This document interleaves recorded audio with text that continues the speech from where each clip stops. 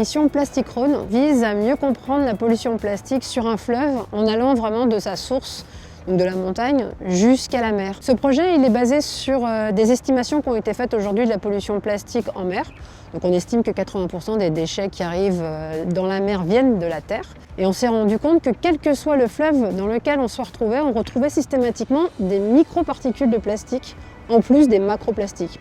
Ce qui veut dire que le long de ce fleuve, ces macroplastiques ils se transforment, ils se fragmentent et ils deviennent de plus en plus petits. Donc on a besoin de comprendre en fait cette fragmentation.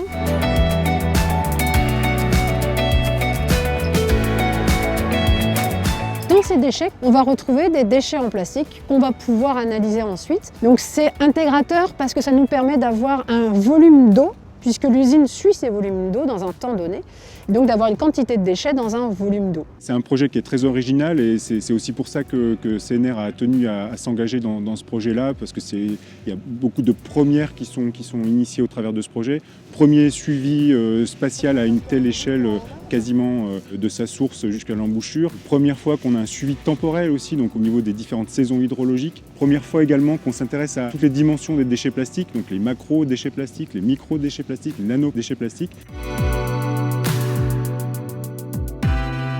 On voit des bouchons, on voit des plastiques d'emballage, et c'est majoritairement en fait ce qu'on va retrouver dans l'environnement. C'est essentiellement des plastiques à usage unique et de l'emballage.